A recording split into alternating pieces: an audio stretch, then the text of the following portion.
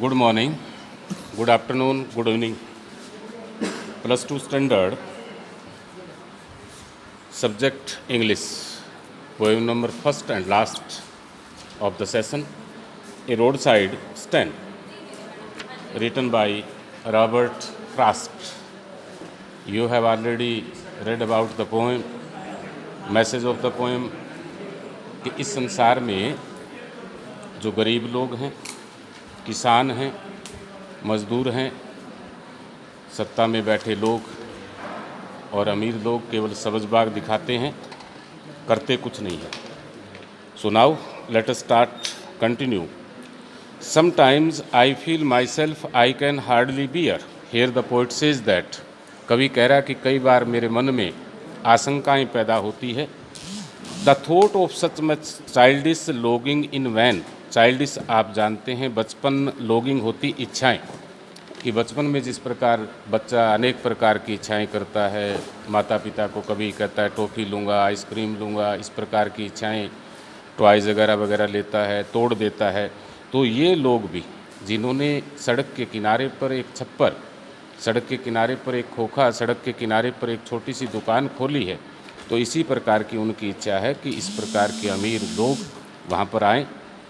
The sadness that lurks होता है झांकना. Near the open window there, यानी कि वो दुकान है, खोखा है, ढाबा है, उसका जो खुला हुई खिड़की है, वहाँ से क्या है, उदासी झांक रही है. उदासी का मतलब कि अमीर लोग अपनी तौहीन समझते हैं कि इस प्रकार छोटी मोटी दुकानों से परचेज़ करने में, और यदि इन दुकानों से कुछ वो परचेज़ करेंगे, खरीदेंगे, तो अनेक बार मोल भाव करेंगे, जबकि बड़े स्टोर में जाते हैं, बड़ी दुकान में जाते हैं, जितना बिल होता है बिल्कुल आराम से दे देते हैं. The waits all day is almost open prayer. और ये लोग पूरा दिन परमात्मा से प्रार्थना करते हैं कि कोई गाड़ी वाला रुके, इनका सामान खरीदे. For the squeals of brakes एस ब्रेक, यानी कि गाड़ी रुकती है तो ब्रेक लगाने पड़ते हैं, ब्रेक की आवाज़ सुनने के लिए आतुर. The sound of stopping car. और ये लोग पूरा दिन भर बैठे अपने खोखे दुकान या ढाबे में इंतज़ार करते हैं कोई कार रुके. Of all the 1000 selfish cars that pass. Selfish स्वार्थी, 1000 हज़ारों, और उस सड़क से हज़ारों जो स्वार्थी कारें हैं वो गुजरती हैं. Just one of inquiry. Inquiry mean पूछताछ. उनमें से एक कार रुकती है. What a farmer price are, कि उस किसान की जो ढाबे में, दुकान में जो सामान रख रखा है, उनकी कीमत क्या है. And one did stop but only to plough up grass. Plough up grass, plough का मतलब उखाड़ना. एक कार वहाँ रुकती है केवल घास उखाड़ने के लिए. मीन्स वो रुकता है, शायद रास्ता भूल गया, वहाँ से बैक करेगा. In using the yard to back and turn around, यानी कि ढाबे की तरफ आया, फिर उसने अपनी गाड़ी को बैक किया, शायद वो रॉन्ग रोड पे चला गया था, लेकिन वो रुकता नहीं है. And another to ask the way. एक गाड़ी वाला वो रुकता है, ढाबे वाले से पूछता है ये रास्ता कहाँ जाएगा भैया, to where it was bound. And another to ask could they sell it a gallon of gas. एक कार वाला फिर रुकता है और उस किसान से, उस मज़दूर, उस गरीब से जिसने ये दुकान बना रखी है, ढाबा बना रखी है, उसको कहता है कि आपके पास गैस सिलेंडर या पेट्रोल या डीजल मिलेगा. They couldn't this crossly, they had none didn't it see. They couldn't this crossly, वो गुस्से में कहता है कि आपको दिखाई नहीं देता, मैं कोई गैस सिलेंडर या पेट्रोल थोड़ा ही बेच रहा हूँ. They had none didn't it, कि आपको ये दिखाई नहीं देता कि दुकान में कौन कौन सा सामान है जो मैं बेच रहा हूँ. नो, नहीं. The country money, the country scale of gain. कवि कहता है कि आज तक जितनी भी सरकारें हुई हैं, उनकी कोई भी योजना गांव के विकास की नहीं है.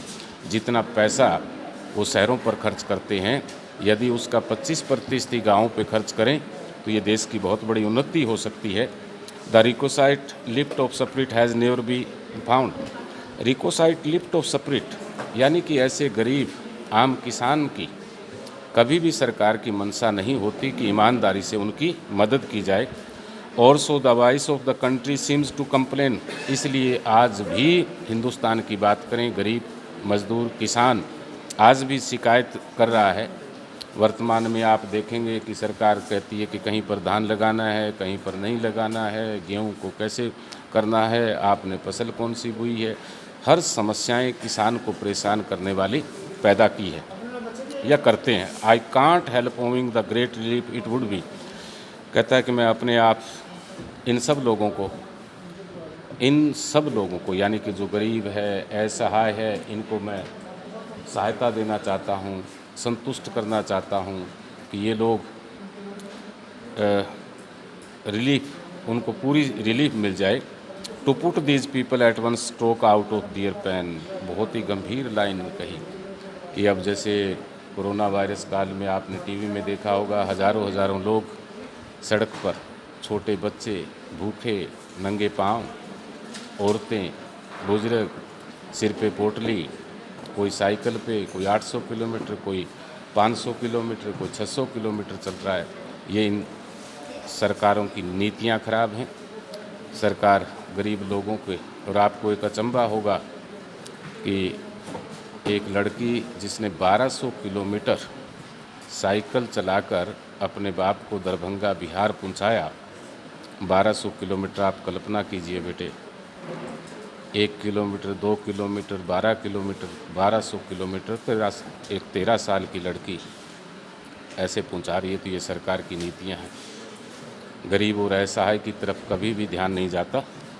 सो कभी कहता है कि मन में आता है कि एक बार ही इनको मौत दे दी जाए, अर्थात इन गरीब लोगों को, असहाय निरसत जो है, उनको समाप्त कर दिया जाए।